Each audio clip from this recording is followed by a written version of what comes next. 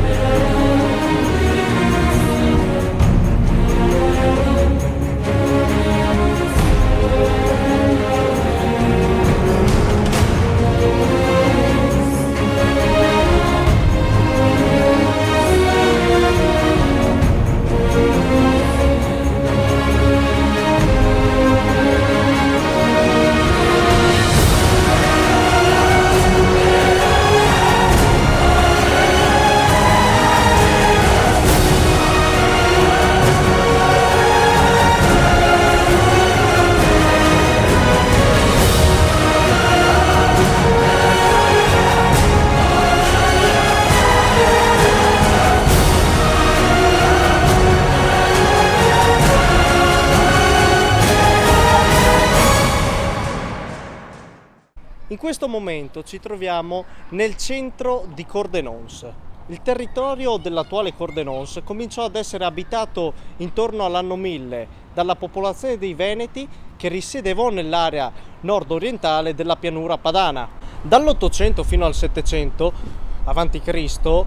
in questa zona scesero i Celti, provenienti molto probabilmente dall'Europa settentrionale, i quali, a causa della loro famigerata arte di belligeranza, diedero molto filo da torcere alle locali popolazioni dei Veneti, che proprio per questo motivo furono costrette a scendere a guerra contro i Celti e, una volta dopo averli sconfitti, cominciarono a creare una buona quantità di nuclei urbani in quest'area. Successivamente, con l'avvento di Roma, cominciò il processo di centuriazione del territorio e subito dopo cominciò la costruzione della via Postumia, la quale collegava questa zona con la città di Aquileia e il Norico nel nord dell'impero.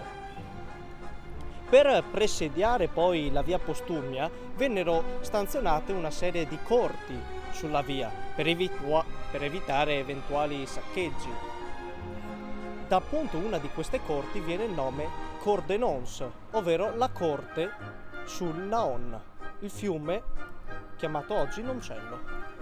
Successivamente, come tutto il resto del Friuli, anche Cordenons subì le invasioni dei vari popoli barbarici che diedero filo da torcere ai vecchi territori dell'impero romano.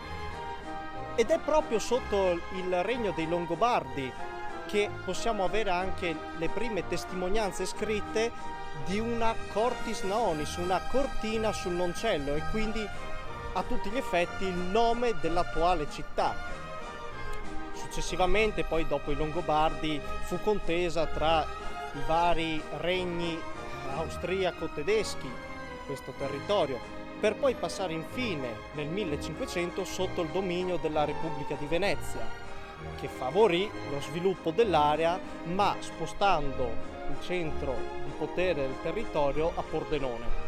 E infine, dopo la caduta di Venezia, il territorio fu conteso durante le varie epoche napoleoniche, per poi tornare sotto gli austriaci ed infine nel 1866 sotto il Regno d'Italia, e lì rimanerci fino ai giorni nostri. Cordenons ha delle origini molto antiche. Una buona parte delle vie del paese è rimasta inalterata nel corso dei secoli, infatti ancora tutt'oggi si possono ammirare molte case dell'epoca e del territorio. Inoltre, con l'espansione urbanistica degli ultimi decenni, Cordenons si è ampliata molto, anche utilizzando aree che in precedenza erano adibite ad uso agricolo.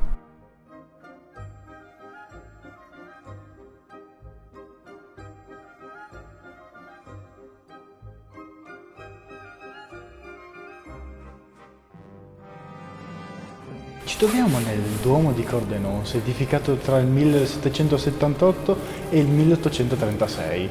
All'interno della chiesa c'è solo una navata, una pietà e numerose tele appartenenti ad artisti locali e numerosi affreschi.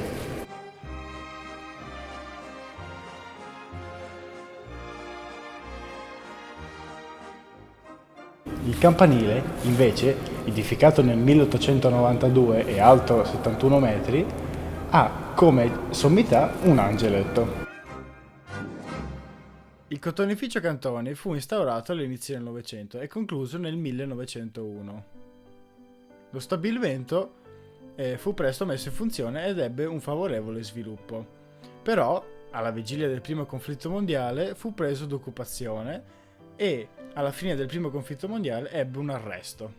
In seguito, nel 1919, con l'acquisto di nuovi macchinari, fu ripreso di nuovo l'attività. E dal 1 gennaio del 1940 la famiglia Marcò vendette lo stabilimento al gruppo Cantoni. Però nel 1990 ci fu la chiusura definitiva dello stabilimento.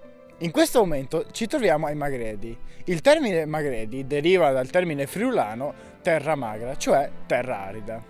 In estate i Magredi appaiono bruni e bruciati dal sole. I Magredi si sono formati in epoca preistorica dallo scioglimento di un antico ghiacciaio, che in seguito formarono due grandi fiumi, i quali portarono a valle grandi quantità di detriti. Di conseguenza, i Magredi dall'alto appaiono come una grande V.